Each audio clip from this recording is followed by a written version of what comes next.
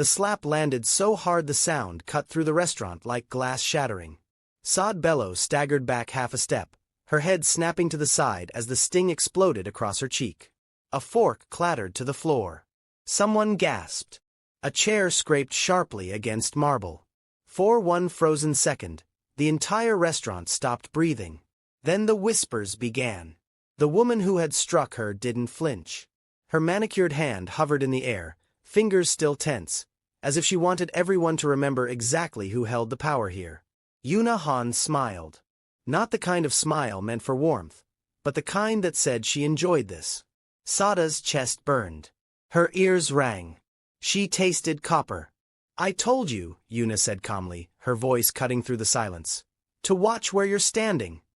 Saad swallowed, forcing her hands to stay still at her sides. Her fingers shook anyway. I'm sorry," she said quietly. "It was an accident." Yuna leaned closer, lowering her voice just enough to humiliate her without screaming. "You don't get to stand near him. Ever." Saad didn't need to ask who him was. Everyone in this restaurant already knew. Because 2 tables away, behind a curved wall of smoked glass and dim gold lighting, Kong Junaseo had just lifted his head. And the moment his eyes locked onto Sada's face, red, stunned, humiliated, something dark shifted behind them. Before we go any further, if you love intense, emotional stories like this, hit like, subscribe, and turn on notifications now. These stories only get darker, deeper, and more dangerous from here. And while you're watching, drop a comment telling me where you're watching from. I read every single one. Now back to the story. Junaseo rose slowly from his seat. The investor across from him noticed first. Then the waiter. Then the people closest to the aisle. Power moved before sound. The moment Junaseo stepped out from behind the glass, the air in the restaurant changed. Conversations thinned. Phones stilled mid-scroll. Heads turned instinctively. He didn't rush. He didn't shout. He walked with the quiet certainty of a man who never needed permission. Yuna noticed him too late. She was still staring at Saad when Junaseo stopped beside them, close enough that Saad could feel the warmth of his presence, close enough that the entire room could see whose side he stood on. Junaseo didn't look at Yuna at first. He looked at Saad. At the way her jaw tightened as she fought tears. At the way she refused to lower her eyes. At the way she stood there alone while a room full of powerful people pretended not to care. Then he spoke. "Apologize." The word was calm. Soft. Deadly. Yuna laughed lightly, turning with practiced ease. "Junaseo, darling, don't be ridiculous. Your staff was rude. I merely apologize," he said again. This time, the warmth vanished. Yuna's smile froze. "You're embarrassing me," she said under her breath. "We can discuss this privately." Junaseo finally looked at her. And the room felt it. "You don't strike people in public," he said evenly. "You don't strike anyone. And you don't touch her again." Her brows knit together. "Her," she scoffed. "She's a nobody." Junaseo stepped half a pace closer. "She's under my protection." That sentence rippled outward like a shockwave. Sada's breath caught. Protection. Yuna stared at him, disbelief flickering into panic. "Since when?" Junaseo didn't answer her question. Instead, he did something no one expected. He raised his hand. Gasps sliced through the room. But he didn't strike her. He stopped inches from her face, palm open, hovering, mirroring the exact position her hand had been in moments earlier. "If you ever raise your hand like that again," Junaseo said quietly, "I will dismantle everything your family built." Silence collapsed. Yuna's face drained of color. "You wouldn't dare." Junaseo's eyes didn't waver. "Watch me." Someone near the bar whispered his name. Another lifted a phone. Yuna recovered just enough to lash out. She pointed at Saad, her voice sharp and venomous. "What did you tell him?" she snapped. "What did you do?" Sada's heart hammered. "I didn't." "You don't get to speak," Yuna cut in. "Girls like you know exactly how to worm your way into." "Enough." Junaseo's voice cracked like a whip. He turned to the restaurant manager. "Remove her." The manager blinked. "Sir." "Now." Security moved instantly. Yuna spun back toward him, eyes blazing. "You can't humiliate me like this." Junso leaned in, his voice low, lethal. "You humiliated yourself." As security guided Yuna toward the exit, she twisted violently, locking eyes with Saad. Her lips moved. "I know who you are." Sada's blood ran cold. Before she could react, Junasio gently guided her away from the crowd, steering her toward the service corridor. "Come with me," he said. Her voice trembled. "Why are you helping me?" He didn't answer immediately. They stopped just beyond the restaurant's noise, the muffled hum of conversation pressing against the walls. Junso looked at her, and for the first time, his composure fractured. "Because," he said quietly, "she was never supposed to find you." Sada's breath hitched. "Find me?" His phone vibrated. Once. He glanced down, and whatever he saw hardened his face instantly. He turned the screen toward her. A message from an unknown number. "You have 24 hours. Bring her to the gala." Sada's knees weakened. "What is this?" she whispered. Junasio locked his phone. Then he looked straight at her and said the words that changed everything. "This isn't about jealousy," he said. "It's about control." He stepped back, scanning the corridor like someone expecting danger. "And right now," he added, "you're the target." Saad stared at him, heart pounding. "What did you drag me into?" Junasio met her gaze. "A war," he said. And somewhere behind them, the restaurant doors swung open again. Before we continue, make sure you're subscribed, because this story doesn't slow down from here. And if this tension already has you hooked, tap like now. You don't want to miss what happens next. Now listen carefully. Saad didn't realize she was shaking until the elevator doors closed. The soft chime echoed too loudly in the narrow space, trapping her between polished steel walls and the man who had just turned her life upside down. Kong Junasio stood beside her, eyes fixed forward, jaw locked tight. He hadn't touched her since they left the corridor, but his presence pressed in on her from every side. "What gala?" Saad finally asked. Her voice sounded smaller than she wanted. Jun exhaled slowly. "The Han Group Charity Gala. Tomorrow night." Her stomach dropped. "That's impossible," she said. "I don't even belong in places like that." "That's why they want you there." She turned to him sharply. "They." The elevator jolted slightly as it descended. Junso glanced at her now, and there was no softness in his eyes, only calculation. "Yuna doesn't move alone," he said. "She never has." That message wasn't from her. Sada's chest tightened. "Then who sent it?" Junasio didn't answer immediately. The silence stretched just long enough to terrify her. "People who've been looking for you longer than I have," he said at last. The elevator stopped. The doors slid open, and Saad felt the world tilt beneath her feet. They stepped into a private underground parking level. Black cars lined the walls, engines humming softly like restrained beasts. Junso led her toward the nearest sedan, opening the door for her without a word. She hesitated. "Wait," she said. "You said they're hunting me. Why?" Junseo paused, hand still on the door. "Because you disappeared," he said. "And powerful people don't like unanswered questions." Her throat went dry. "I didn't disappear. I ran." Junesio's gaze sharpened. "From what?" She shook her head. "You wouldn't believe me." He leaned closer, lowering his voice. "Try me." Sada's lips parted, but before she could speak, his phone rang. "This time," he answered. "Yes." A voice crackled faintly through the speaker. Junesio's expression darkened with every word. "I told you not to approach her," he said. Pause. "No," he corrected coldly. "You crossed the line the moment you laid a hand on her." Another pause. Junesio's jaw clenched. "She's not a bargaining chip," he snapped. "And if you threaten her again..." He stopped mid-sentence. Saad watched his face change. Whatever was said next wiped the anger clean off his features, replacing it with something far worse. Fear. Junicio ended the call and slipped the phone back into his pocket. "Get in the car," he said. "Now." She didn't argue. As the sedan pulled out of the garage, Saad hugged herself, staring out at the city lights blurring past. "Tell me the truth," she said quietly. "Why does Yuna hate me like that?" Junicio didn't answer right away. Then he said, "Because you were never meant to exist in my world."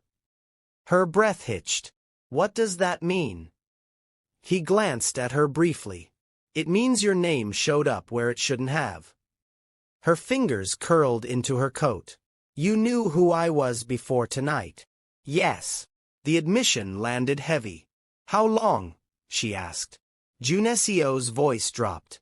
"Long enough to know you didn't just stumble into that restaurant by accident." Saad turned to him sharply. "Are you saying this is my fault?" "No," he said immediately. "I'm saying someone put you there." Her heart began to race. That hostess job, the transfer, the sudden call 2 weeks ago, she trailed off. Junicio nodded. "Manufactured." Sada's stomach twisted. "So I was bait." "Yes." Silence swallowed the car. If this story is already pulling you in, subscribe now. What's coming next exposes everything. Power, lies, and the truth behind why Saad was chosen. The car stopped in front of a high-rise overlooking the harbor. Junicio escorted her inside, past security that bowed without question. Inside the penthouse, Saad froze. Floor-to-ceiling windows. Soft lighting. A city laid out beneath them like a private kingdom. "This is where you'll stay tonight," Junicio said. "You're not leaving." Her eyes widened. "You can't lock me up." "I'm not," he said calmly. "I'm protecting you." She laughed weakly. "By keeping me close?" "Yes." "Why?" Junso turned to face her fully. "Because if they can't reach you," he said, "they'll come through me." Saad studied his face, searching for deception. "What happened between you and Yuna?" she asked. His expression hardened. "She wanted control. Over my company. Over my future. Over me. And you said no." "I said never." Saad nodded slowly. "And now she's using me to hurt you." "Yes." Her voice dropped.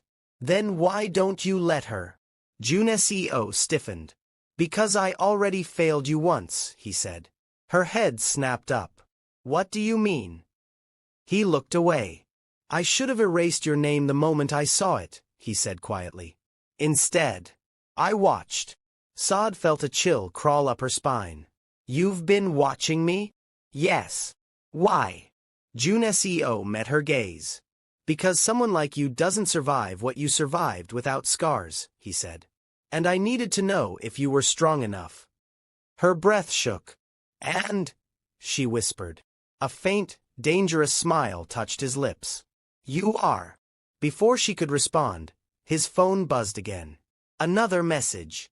This time, he didn't hide the screen. "She remembers the child." Sada's vision blurred. "The child?" Junso looked at her sharply. "What child?" Her knees weakened. "They know," she whispered. "They know everything." Junicio's expression hardened into resolve. "Then tomorrow night," he said, "we stop running." Saad stared at him, heart pounding. "And if we don't?" she asked. Junicio stepped closer. "Then they win." He turned toward the windows, the city glowing beneath him like a battlefield. "And that," he said coldly, "will not happen. If you've made it this far, you're officially in deep. Make sure you're subscribed now, because from this point on, every decision has consequences." The gala hall glowed like a palace built for secrets. Crystal chandeliers spilled light across silk gowns and tailored suits. Violins floated through the air, elegant enough to disguise the tension simmering beneath polite smiles. Saad stepped through the entrance beside Kong Junicio, her pulse hammering so loudly she swore others could hear it. She didn't belong here. Every eye turned anyway. Whispers followed them in waves. Not because of her dress. Not because of her beauty. Because she was walking beside him. Junicio's hand rested lightly at the small of her back, not possessive, but unmistakably protective. The message was clear to anyone watching. Touch her, and you answer to me. Saad leaned closer, her voice barely audible. Everyone's staring. Yes, he replied calmly. That's the point. Her stomach tightened. You said this would stop them. It will, he said. By forcing them into the open. They moved deeper into the hall. And then Saad saw her. Yuna Han stood near the center of the room, draped in silver, her smile flawless and sharp. When her gaze landed on Saad, something dark flickered behind it. She lifted her glass in a mock toast. Game on. A server brushed past Saad, slipping a champagne flute into her hand. Junesio's fingers closed around her wrist instantly. No, he said. The server froze. Yuna laughed softly from across the room. Still paranoid, Junseo? His eyes never left Yuna. Still predictable. Yuna stepped forward, drawing attention effortlessly. Ladies and gentlemen, she said, tapping her glass lightly, before we continue celebrating generosity tonight, I think we should acknowledge a very special guest. The room hushed. Sada's chest tightened. Yuna's gaze locked onto her. This woman, Yuna continued, has a remarkable story. One she's kept hidden for years. Juneseo stiffened. Yuna, he warned. She ignored him. She didn't just appear in your lives by chance, Yuna said smoothly. She was placed. A murmur rippled through the crowd. Sada's vision tunneled. Placed. Yuna smiled wider. You see, years ago, a quiet scandal was buried to protect certain powerful families. Juneseo stepped forward. Stop. Yuna tilted her head. Or what? You'll threaten me again. She turned back to the audience. This woman's mother, Yuna said, was paid to disappear after an illegal surrogacy arrangement went wrong. The room erupted in whispers. Saad felt the floor tilt beneath her. Her voice broke. That's a lie. Yuna's eyes flashed. Is it? She gestured toward the stage screen. A photo appeared. An old hospital record. A name. Sada's mother. The date. Saad staggered. Junseo caught her before she fell. If you're enjoying this story, subscribe now. What happens next changes everything. Yuna's voice cut through the noise. You were never meant to exist, Saad. You were evidence. Gasps echoed. Juneseo turned furious. You think this makes you powerful? Yuna met his gaze. No. It makes me untouchable. Security shifted uncertainly. Yuna leaned closer to Saad, her voice low and cruel. You should have stayed invisible. Saad straightened slowly. Her hands stopped shaking. No, she said. You should have stopped lying. The room stilled. Saad stepped forward, away from Junesio's grip. She lifted her chin. You're not exposing me. You're exposing yourself. Yuna laughed. You think the truth saves you? No, Saad replied. But it ends you. Juneseo turned sharply. Saad. She looked at him. I won't hide anymore. Then she faced the crowd. My mother didn't disappear, Saad said, voice steady. She was silenced. And I was raised under a false name to keep powerful people safe. Gasps deepened. Yuna's smile wavered. And tonight, Saad continued, you confirmed everything. Yuna's voice snapped. Security! But before anyone moved, Juneseo raised his hand. The room froze. You wanted the truth, he said coldly. Here it is. He turned to the crowd. The Han Group's charitable foundation was built to clean blood money, he said, including payments tied to illegal births. Shock rippled outward. Yuna stared at him. You wouldn't destroy your own board. I already did, he replied. Phones were out now. Whispers turned frantic. Yuna stepped back, panic flashing across her face.